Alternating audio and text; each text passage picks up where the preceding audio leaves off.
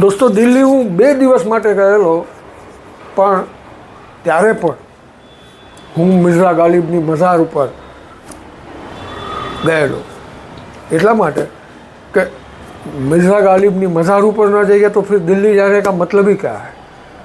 દિલ્હીમાં તો હું રહેતો નથી, છતાં હું 2 દિવસના અંતરે ગયો હતો. તો મુંબઈમાં તો હું રહું છું. તો મુંબઈમાં એવી કઈ જગ્યાઓ છે કે જ્યાં હું દર અઠવાડિયે વધીને 15 દિવસે જો એકવાર ન જાઉં તો મને એમ લાગે કે મુંબઈમાં હું શું કરું છું. હું એવી 3 જગ્યાઓની તમને વાત કરવાનો છું કે જે મારા માટે મુંબઈમાં મક્કા મદીના જેવી છે, મારા માટે 4 ધામની જાત્રા જેવી છે. પહેલાં તો ખરેખર 4 સ્થળો જ હતા, પણ એક સ્થળ એમાંથી બંધ થઈ ગયું છે. હું તમને એની વાત કરવાનો છું. પણ એ પહેલાં ન્યૂઝવાલા મીડિયાને લાઈક કરજો, સબસ્ક્રાઈબ કરજો, કોલ બેલ દબાવજો અને એપિસોડ જોઈને યાર કેવું લાગે છે કહેવાનું ભૂલતા નહીં.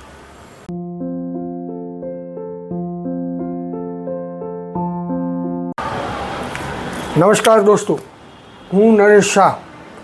આજ તમને મારી મુંબઈની 3 ફેવરિટ જગ્યાઓની વાત કરવાનો છું. તમે જાણતા હશો કે મુંબઈ, ઓરિજિનલ મુંબઈ જુદા જુદા 7 ટાપુ ઉપર બનેલું છે. અને એ ટાપુ એટલે મઝગાંવ ડોક, પરેલ, માહિમ, કોલાબા, આવા બધા ટાપુઓના ભેગા થઈને જે મૂળ બોમ્બઈ છે, જે ઓરિજિનલ બોમ્બઈ છે, એ ડિઝાઇન થયું છે. અને એમાંની જે 2 જગ્યાઓ મારી ફેવરિટ છે એ કોલાબા નામના ટાપુ ઉપર આવેલી જગ્યાઓ છે. સૌથી પહેલી જગ્યા તો છે એ કે જે ફ્લોરા ફાઉન્ટેન વિસ્તારમાં છે. તમે બોમ્બે ચર્ચગેટ સ્ટેશન પર ઉતરો એટલે મોટાભાગે હું વોકિંગ કરતો જ ફ્લોરા ફાઉન્ટેન સુધી જતો હોઉં છું. ફ્લોરા ફાઉન્ટેનને ફરતી જે ફૂટપાથ છે ત્યાં સૌથી મોટી પુસ્તકોની ગુજરી બજાર ભરાય છે. એમાં નવા પુસ્તકો પણ મળી જાય તમને ક્યારેક, અને ક્યારેક જૂના પુસ્તકો પણ હોય જ છે. પાયરેટેડ પુસ્તકોની કોપી પણ ત્યાં વેચાતી હોય છે અને ખુલ્લેઆમ વેચાય છે અને ખુલ્લેઆમ ખરીદાતી હોય છે. ક્યારેક મેં પણ ખરીદી છે. સૌથી વધારે જે મહત્ત્વની વાત છે એ છે કે ત્યાંથી તમને રેર પુસ્તકો પણ મળતા હોય છે. તમે અત્યારે વિડીયો જોઈ રહ્યા છો, હું તમને કહું કે આ જ ફ્લોરા ફાઉન્ટેન નજીકની ફૂટપાથ પરથી મને નવાઝુદ્દીન સિદ્દીકીની એન ઓર્ડિનરી મેન નામની પ્રતિબંધિત બેન કરેલી પુસ્તકની કોપી મળેલી. અને ત્યારે મારા માટે લોટરી જેવી વાત હતી, કારણ કે એ પુસ્તક માર્કેટમાં આવે ને તરત જ કોન્ટ્રોવર્સી થઈ હતી અને એ પુસ્તક ઉપર બેન લાગી ગયેલો. એટલે કોઈ પબ્લિશર તો એ વેચતા જ નહોતા, કોઈ ઈ કોમર્સ ઉપર પણ, વેબસાઇટ ઉપર પણ એ મળતી નહોતી, પણ મને ત્યાંથી મળી ગઈ હતી. આ મારી ફેવરિટ જગ્યા છે. અને આ જ મારી ફેવરિટ ફૂટપાથ પરથી ચાલતા તમે ફ્લોરા ફાઉન્ટેનના સ્ટેચ્યુને ક્રોસ કરો એટલે સામે જ, એક્ઝેક્ટ સામે, વોકિંગ ડિસ્ટન્સ પણ નહીં ગણાય આમ જુઓ તો, ત્યાં સોમૈયા ભવન નામનું એક અંગ્રેજોના સમયનું યુરોપની બાંધણી ધરાવતું એક મસ્ત ઇમારત છે, બિલ્ડિંગ છે. એમાં નીચે કિતાબખાના નામની એક પુસ્તકની શોપ છે જે સોમૈયા ફેમિલીની માલિકીની જ છે. એ પણ મારી ફેવરિટ શોપ છે. હું ફ્લોરા ફાઉન્ટેનની ફૂટપાથ પરની બધા જ પુસ્તકો જોઈ ધરાઈને જોઉં, ગમે તો લઉં, ખરીદું, થોડોક જીવ બાળું અને પછી ત્યાંથી હું આ કિતાબખાનામાં જાઉં. હવે તમે કિતાબખાનાનો વિડીયો પણ તમે જોઈ રહ્યા છો. આ કિતાબખાના એટલી સરસ શોપ છે કે અહીંયા તમને લગભગ 4 ભાષાના પુસ્તકો મળી જાય. ગુજરાતીના પણ મળે, હિન્દીના મળે, અંગ્રેજીના મળે, પણ મરાઠી પુસ્તકો પણ ત્યાં મળતા હોય છે. અને બહુ મજા આવતી હોય. એની જે મજા છે કિતાબખાનાની એ છે કે તમે એન્ટર થાવ એટલે તમારી નજર સમક્ષ 4 મોટા ટેબલ પાથરેલા હોય અને લેટેસ્ટ આવેલા પુસ્તકો એના ઉપર જ હોય. એટલે તમારે છેલ્લું પુસ્તક કયું આવ્યું છે એ જાણવું હોય તો કિતાબખાનામાં સીધી એન્ટ્રી મારો એટલે અડધી મિનિટમાં તમારી નજર સામે હોય કે આ બધા નવા પુસ્તકો હમણાં જ માર્કેટમાં આવ્યા છે. એ લોકો એક નાનકડો કાફ્ટેરિયા પણ છે કે જે તમે જોઈ શકો છો, હું તમને બતાડી રહ્યો છું અત્યારે. તો આ કાફ્ટેરિયા પણ છે, ત્યાં બેસીને તમે વાંચી પણ શકો છો. અને અહીંયા ખૂબ બધી સેલિબ્રિટીઓ પણ પુસ્તકો લેવા માટે આવતી હોય છે. રાજદીપ સરદેસાઈ લાસ્ટ ટાઈમ હું ગયેલો ત્યારે મને મળી ગયેલા, અને એમની જે ઇલેક્શન 2024 ઉપરની જે પુસ્તકો આવેલું એ પુસ્તક પણ એમણે મને સિગ્નેચર ઓટોગ્રાફ સાથે આપેલું. તો આવી જગ્યા, આ 2 જગ્યા અને એક ત્રીજી જગ્યા પણ છે, કોલાબા વિસ્તારમાં જ છે, પણ એ હવે બંધ થઈ ગઈ છે, રિધમ હાઉસ. આ રિધમ હાઉસ બંધ થાય એમાં કોઈ ખોટું પણ નથી, કારણ કે એ CD, DVD, કેસેટ માટેની એક્સક્લુઝિવ શોપ હતી, અને તમારી કલ્પનામાં ન આવે એવું જબરજસ્ત કલેક્શન ત્યાં હતું. રેર થોડાક 8-10 કે 25-50 પુસ્તકો પણ મેં ત્યાં જોયા છે, મ્યુઝિકને લગતા, સંગીતકારોને લગતા, ગીતકારો, ગાયકોને લગતા પુસ્તકો પણ ત્યાં રહેતા. ક્યારેક મેં એમાંથી પુસ્તકો ખરીદ્યા છે. સૌથી ઇન્ટરેસ્ટિંગ વાત રિધમ હાઉસની તો એ હતી કે ત્યાં મરાઠી ફિલ્મો પણ મળતી, મરાઠી ડ્રામા મળતા. એનીવે એ શોપ બંધ થઈ ગઈ છે, અને મને ખબર છે ત્યાં સુધી એ જગ્યા, રિધમ હાઉસની જગ્યા અનિલ કપૂરની દીકરી અને એના જમાઈએ ખરીદી લીધી છે. હવે ફરી શરૂ થાય છે કે શું થાય છે એ જગ્યાએ એ મને ખબર નથી. પણ એક બીજી પણ મારે તમને વાત કરવાની છે કે આ ત્રણેય જગ્યાની, અને આ બ્રેક પછી હું તમને ચોથી જગ્યાની પણ જે વાત કરવાનું છું, આ ચારેય જગ્યાનો પરિચય મને ન્યૂઝવાલા મીડિયા ચેનલમાં જેમનું સેગમેન્ટ ચાલી રહ્યું છે, શરૂ થવાનું છે, થઈ રહ્યું છે અથવા થઈ ગયું છે, એ અરવિંદ શાહ એટીએ. મેં મુંબઈમાં જ્યારે નવો શિફ્ટ થયો ત્યારે મારી આંગળી પકડી રહે, મને પોતાની સાથે લઈ જઈને આ જગ્યાઓ મને બતાડી હતી. આ જગ્યાઓના હું પ્રેમમાં ત્યારે પડી ગયેલો. અને એવી જ જે ચોથી જગ્યા છે કે જે કદાચ મારા આખા ફેમિલીની માટે એટલી જ અનિવાર્ય અને અદ્ભુત છે અમારા માટે કે ત્યાં જઈએ તો એવું લાગે કે જાણે કોઈ સ્વર્ગમાં આવી ગયા છો. ત્યાં 4 કલાક 5 કલાક સુધી મેક્સિમમ એમનેમ બેઠા રહ્યા હોય. તો એ જગ્યા એવી છે, એ જગ્યા છે પૃથ્વી થિયેટર. મુંબઈના સૌથી પોશ ગણાતા જુહુ એરિયામાં આવેલું આ નાટ્યનું એક એવું માઇલસ્ટોન ગણાય એવું સીમાચિહ્નરૂપ નાટ્યગૃહ છે કે નાટ્યગૃહ કેવું હોય તો મારા ખ્યાલથી બહુ આખા યોગદાનને બહુ નાનકડું કરી નાખવા જેવી વાત છે. પૃથ્વી થિયેટર એવી ઇન્સ્ટિટ્યૂટ છે કે જે તમે અત્યારે હું તમને દેખાડી રહ્યો છું કે આપણે બધા અત્યારે તમને હું પૃથ્વી થિયેટરમાં ફેરવી રહ્યો છું, આપણે વિડીયો જોઈ રહ્યા છો. આ પૃથ્વી થિયેટર ઉપર જવું, અહીંયાની ટિકિટ પરચેસ કરીને અહીંયાના પ્લે જોવા, અહીંયાની કાફ્ટેરિયામાં બેસવું, આ કાફ્ટેરિયામાં કટિંગ ચાય પીવી, સુલેમાની ચા પીવી, અને તમે જોશો તો આ જે સૌથી વધારે પ્રસિદ્ધ છે પૃથ્વી થિયેટરની એ આઈરિશ કોફી.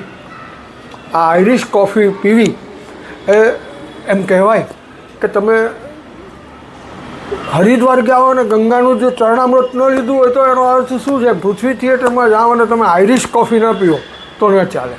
આ આઈરિશ કોફી પીધા પછી તમે પૃથ્વી થિયેટરની બાજુમાં જ એ લોકો એ જ પ્રિમાઇસીસમાં નાનકડી પૃથ્વીની બુકશોપ છે.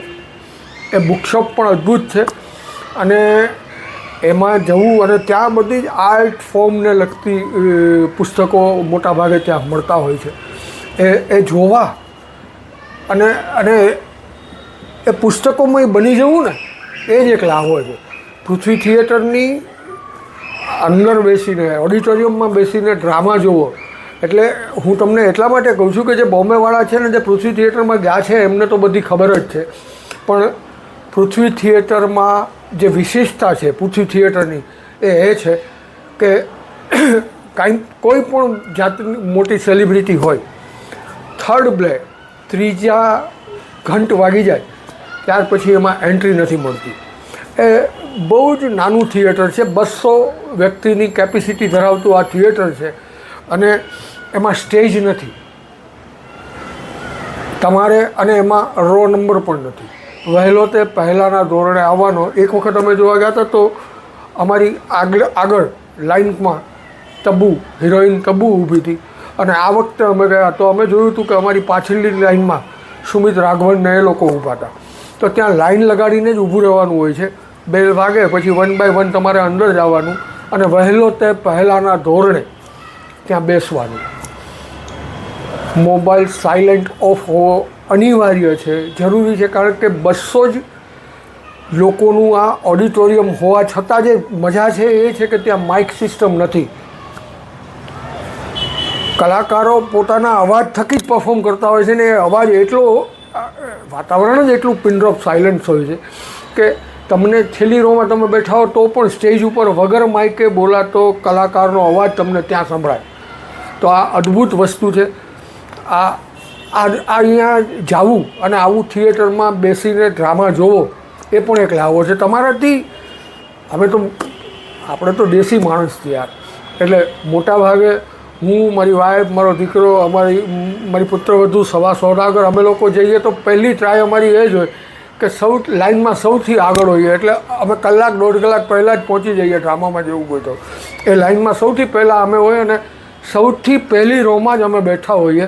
અને એ બેઠા હો પછી તમે વિચાર કરો કે તમે જ્યાં બેઠા છો એનાથી માત્ર 8 ફૂટ છેટે નસરુદ્દીન શાહ પરફોર્મ કરતા હોય, રોહિણી અટંગડી પરફોર્મ કરતા હોય, સચિન ખેડેકર પરફોર્મ કરતા હોય.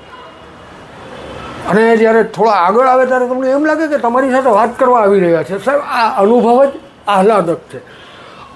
આ આહલાદક અનુભવ લેવો એ દરેક ગુજરાતીની, હું માનું છું કે એની જીજીવિષા હોવી જોઈએ કે પૃથ્વી થિયેટરમાં જઈને એક વખત ડ્રામા જોવો. અમે તો દર મહિને 2 વખત જતા જોઈએ છીએ પૃથ્વી થિયેટરના ડ્રામા જોવા માટે. પણ હું તમને વાત કરવાનો છું આ પૃથ્વી થિયેટરના સર્જનની. પૃથ્વી થિયેટર પૃથ્વીરાજ કપૂરની યાદમાં બનેલું છે. પૃથ્વીરાજ કપૂર પૃથ્વી થિયેટર નામની એક નાટ્ય મંડળી ચલાવતા. 1944થી એણે શરૂ કરી અને એ જીવા ત્યાં સુધી એ ચાલતી રહી. પણ એમને એમ હતું કે એ બધા શહેરોમાં જઈને ડ્રામા કરતા. એવી જ રીતે અલ્હાબાદ ગયેલા અને અમિતાભ બચ્ચને કોઈ પુસ્તકમાં બહુ સરસ ઇન્ટરવ્યૂ આપ્યો છે. હું માનું છું ત્યાં સુધી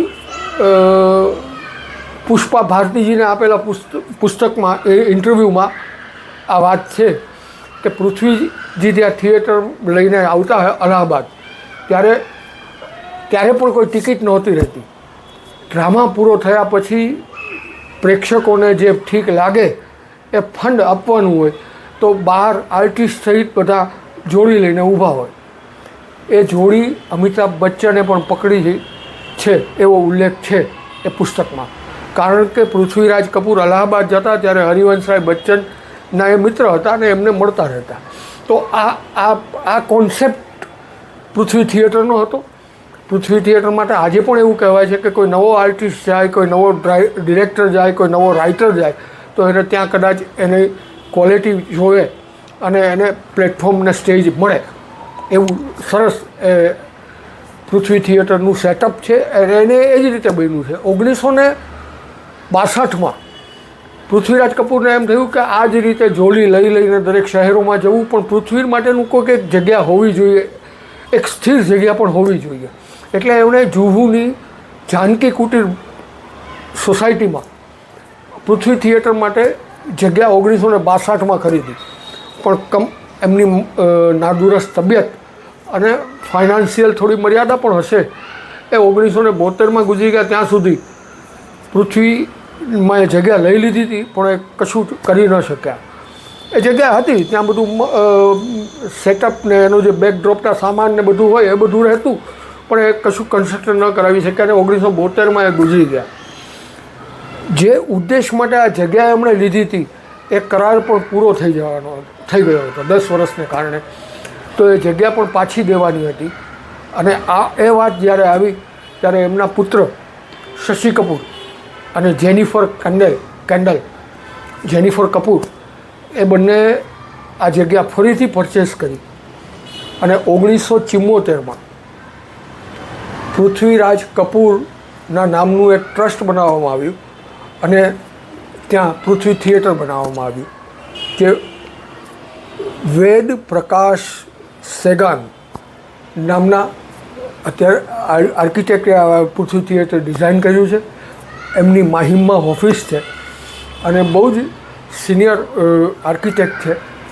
આ થિયેટર બનાવવાની ડિઝાઇન જ્યારે એમને બનાવવાનું આ લોકોએ કહ્યું ત્યાર પહેલાં શશી કપૂરે અને જેનિફર કપૂરે એમને ખાસ યુરોપ મોકલ્યા હતા કે તમે યુરોપમાં જઈને ઓડિટોરિયમ કેવા હોય છે, નાટ્ય માટેના મંચ કેવા હોય છે એનો તમે અભ્યાસ કરી આવો.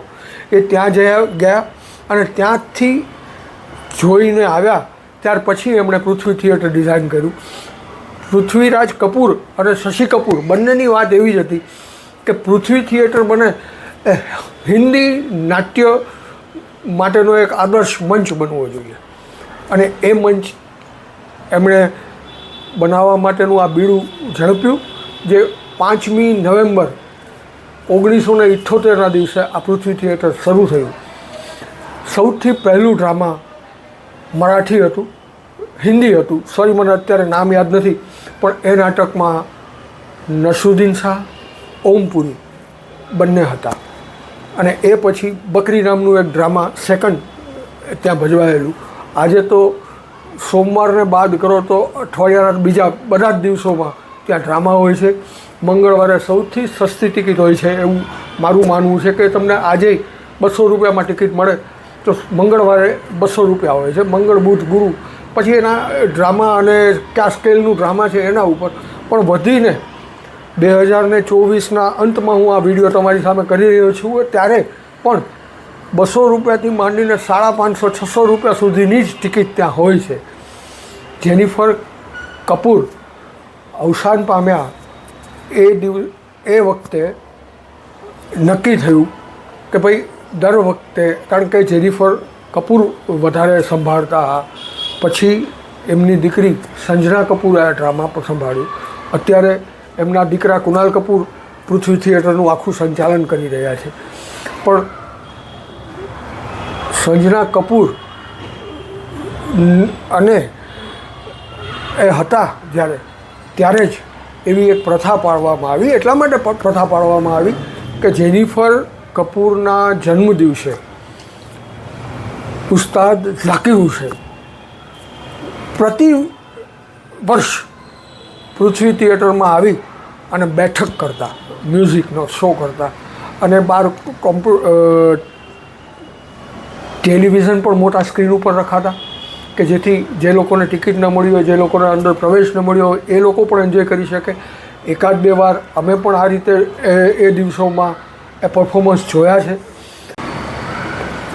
આ પૃથ્વી થિયેટર જીનિયસ લોકોનો અડ્ડો છે અને સ્ટ્રગલોનું આશ્વાસન સ્થળ છે, સ્ટ્રગલ કરનારાઓનું. અનુરાગ કશ્યપ જેવો દિગ્ગજ ડિરેક્ટર સ્ટ્રગલના દિવસોમાં પૃથ્વી થિયેટર પર આવીને જ બેસતા અને મેં વાંચ્યું છે એ પ્રમાણે તો એ કદાચ ત્યાં ચોરી છુપીથી સૂઈ પણ રહેતા હતા. અહીંયા જ તમને નસરુદ્દીન શાહ, નાદિરા બબ્બર, સત્યદેવ દુબે, મકરંદ દેશપાંડે, ગુલઝાર સાહબ, ઓમ કટારા જેવા જાયન્ટ લોકોના પ્લે થાય. એ લોકોએ ગુલઝાર સાહેબે તો લખેલા, પણ નસરુદ્દીન શાહને આ બધા તો ભજવતા પણ હોય ભેગા. અહીંયા જ મને એક વખત ગુલઝાર સાહેબ મળી ગયેલા. મેં એમની સાથે ફોટો પણ પડાવેલો. મારું એક પુસ્તક પણ મેં એમને ગિફ્ટ આપેલું. આ એવી અદ્ભુત જગ્યા છે સાહેબ કે તમે એમ જ જાઓ. આ એક તમને હું બીજી વાત કરું કે અહીંયા અમિતાભ બચ્ચન અને જયા બચ્ચન પણ ડ્રામા જોવા માટે આવી ગયા છે. હું ભૂલતો ન હોઉં તો કોકિલાબેન અંબાણી પણ અહીંયા એક વખત ડ્રામા જોવા આવી ગયા છે. આ એવી જગ્યા છે કે તમે ગમે એટલા સફળ નાટકો લખ્યા હોય, ગમે એટલા શો એના કર્યા હોય, પણ જો તમારું ડ્રામા પૃથ્વી થિયેટરમાં ભજવાય ને તો એ 100-150 શો કરતાં આ એક શો પૃથ્વી થિયેટરમાં થાય ને તો એની બ્રાન્ડ વેલ્યુ, એની માર્કેટ વેલ્યુ અને એની ક્રિટિક વેલ્યુ બહુ જ મોટી છે.